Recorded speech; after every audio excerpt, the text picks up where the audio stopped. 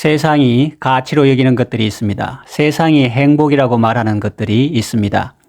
예컨대 돈이 많으면 행복하다. 얼굴이 예쁘면 행복하다.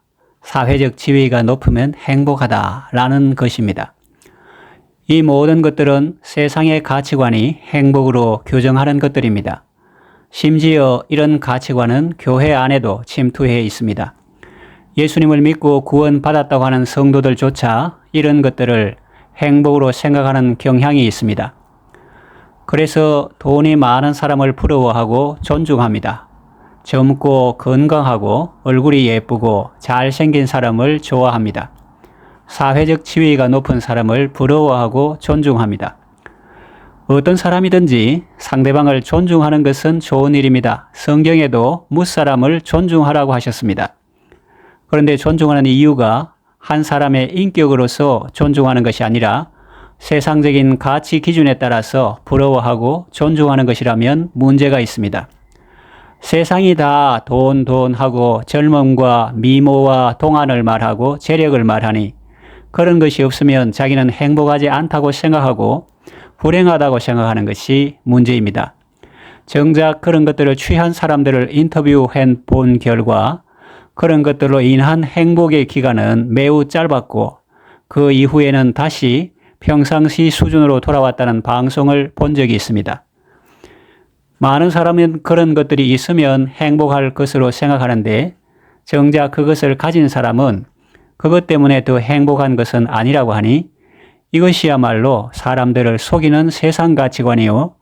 세상의 사고방식이 아니겠습니까?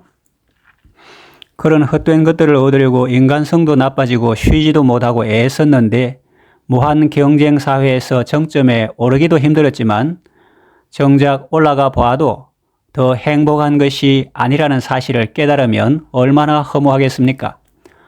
세상 가치관의 눈으로 자기를 보고 자기를 비하하고 비관하는 것도 문제지만 그런 잘못된 시각으로 다른 사람을 보는 것도 문제입니다. 젊고 건강한 사람을 부러워하고 귀하게 여기고 늙고 병든 사람은 가치 없게 생각하는 것입니다. 어떤 정치인들이 그런 맥락의 발언을 해서 물의를 일으키고 대한노인회에 가서 사과한 일이 있었습니다. 세상 가치관은 사람을 편향된 시각으로 보고 왜곡된 시각으로 보게 합니다. 그래서 유물주의, 회금주의, 황금만능주의 사고방식으로 사람을 함부로 재단하고 평가하고는 폐단을 낳습니다. 부의 양극화, 노인 비하, 인간성보다 효율성을 더 중시하는 사고방식으로 사회 구성원들을 분열시키고 사회를 병들게 하고 파괴합니다. 젊고 건강한 것이 안 좋다고 말하는 것이 아닙니다. 또 청소년들을 무시하라는 말도 아닙니다. 연세가 들어서 신체 기능이 저하된 어르신들도 존중받아야 하고 사람이 나이 들어가는 것이 나쁜 것만은 아니라는 말씀을 드리는 것입니다. 세상은 젊음을 좋아합니다. 오죽하면 청춘을 돌려다오 라는 노래를 부르겠습니까? 젊은 것 좋지요. 그러나 젊은 것만 보고 젊은 것만 좋고 젊지 않은 것은 안 좋다고 생각하는 것은 잘못입니다. 젊음도 아름답고 귀하지만 나이 드는 것도 아름답고 귀한 것입니다. 이것을 나이 들매 미학이라고 합니다. 봄의 새싹도 아름답지만 여름의 실록도 아름답고 가을의 낙엽도 아름답고 겨울의 나목도 아름다운 것입니다. 젊은 시절에는 가정을 이루고 가족을 부양하느라 눈, 코, 뜰 새 없이 바쁘게 일합니다. 좌우를 돌아볼 시간적 여유도 없습니다. 거의 앞만 보고 달려갑니다. 자녀들 열심히 뒷바라지하고 그들이 다 출가하면 약간의 시간적 여유가 생깁니다. 신체적 기능은 저하되지만 상대적으로 여유가 있습니다. 물론 연세 드신 분 중에도 젊은이 못지않게 열심히 일하시는 분이 있지만 대부분은 은퇴하고 인생 2막을 삽니다. 100세 이상을 산 김형석 교수는 자기 인생을 돌아보며 은퇴 후의 삶이 자기에게는 더 보람되고 행복한 것 같다고 말했습니다. 젊은 시절에는 자기 위치에서 맡은 일이 있고 또 마땅히 해야 할 일을 하느라고 여유가 없었는데 은퇴 후에는 정말 자기가 하고 싶었던 일을 자유롭게 할 수 있었으니 얼마나 좋았겠습니까? 신체 기능이 저하되는 것도 다 나쁘다고 할 수는 없습니다. 어떤 분이 쓴 글을 보았는데 공감되었습니다. 이런 내용입니다. 사람이 나이 들면서 시력이 약해지는 것은 대충 보라는 뜻이다. 꼭 필요한 것만 집중하고 다른 것들은 대충 보고 넘어가라는 뜻이다. 이 내 두 눈으로 똑똑히 봐서 라고 우기지 말고 상대방의 말에 귀를 기울이라는 뜻이다. 또 기억력이 약해지는 것은 더 이상 자신을 신뢰하지 말고 날마다 순간마다 하나님을 의지하라는 뜻이다. 나이 듦을 통해서 인생의 연약함과 유한함을 깨닫고 하나님의 은혜가 없이는 한순간도 살아갈 수 없는 존재임을 깨닫고 절대자 하나님을 의지하는 삶을 산다면 그 인생을 어찌 무가치하다고 하겠습니까? 자신의 젊음과 총명함을 자랑하며 믿음에 대해서 코웃음을 치며 하나님을 의지하지 않고 자기 힘만 믿고 사는 젊은이보다 얼마나 더 안정적이고 푸근하고 아름답습니까? 물론 젊은이 중에도 자기의 총명함이나 지혜나 용맹함보다 하나님을 의지하는 사람도 있을 것입니다. 다만 세상이 하도 젊음, 동안, 미모만 강조하니까 이해하기 쉽게 극단적인 예를 든 것뿐입니다. 하나님 없이는 젊음도 무가치하고 나이 듦도 무가치하고 모든 것이 무가치하지만 하나님 안에서는 젊음도 아름답고 노년도 아름답고 모든 것이 아름답고 귀하다는 말씀을 드리는 것입니다.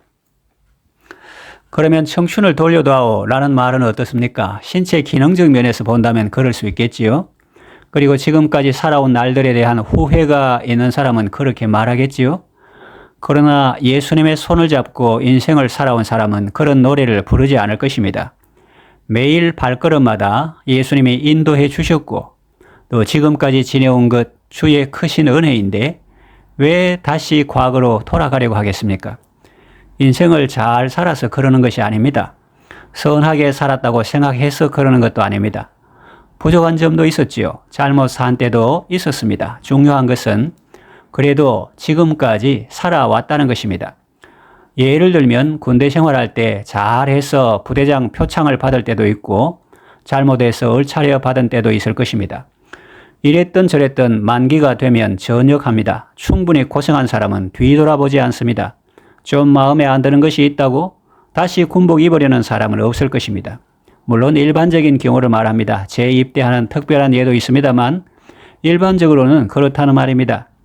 이 가시밭길 인생을 허덕이면서 왔는데 시험과 환난도 많았지만 그때마다 예수님께서 인도해 주셨습니다. 뒤돌아보면 아찔한 때가 한두 번이 아닙니다. 지금까지 지내온 것 주의 크신 은혜 덕분입니다.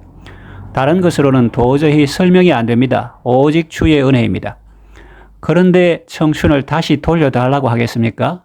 한때 유행했던 노래라서 부르는 거지 사실은 말도 안 되는 소리입니다. 청춘을 돌려달라니 그 청춘을 누가 빼앗았습니까?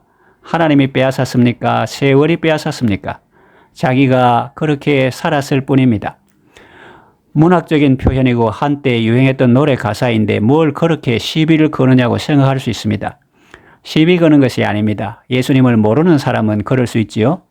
다만 예수님을 믿는다고 하는 내 자신이 나도 모르게 세상 가치관에 젖어서 세상 흉내나 내고 있었어야 되겠느냐는 자각적인 반성에서 하는 말입니다. 세상은 그러더라도 성도는 구별된 무리이니 달라야 하지 않겠습니까? 또 죽음은 어떻습니까? 성도의 죽는 것은 하나님 앞에 귀한 것입니다. 하나님은 성도의 죽음을 귀하게 여기십니다. 마치 농부가 정성 들여 가꾼 잘 익은 과일을 기쁨으로 거두는 것과 같습니다. 이제 말씀을 정리하며 맺으려고 합니다.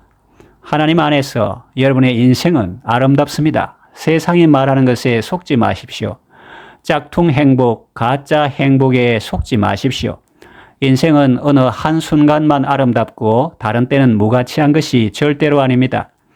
하나님은 우리가 인생의 매 순간을 아름답고 즐겁게 살기를 원하십니다. 때를 따라 아름답게 하셨습니다. 세상 가치관으로 보고 평가하지 마시고 하나님 안에서 하나님의 말씀으로 평가하시기를 바랍니다. 가짜 행복에 속지 마시고 하나님 안에서 참된 행복을 추구하고 누리며 사시기를 바랍니다.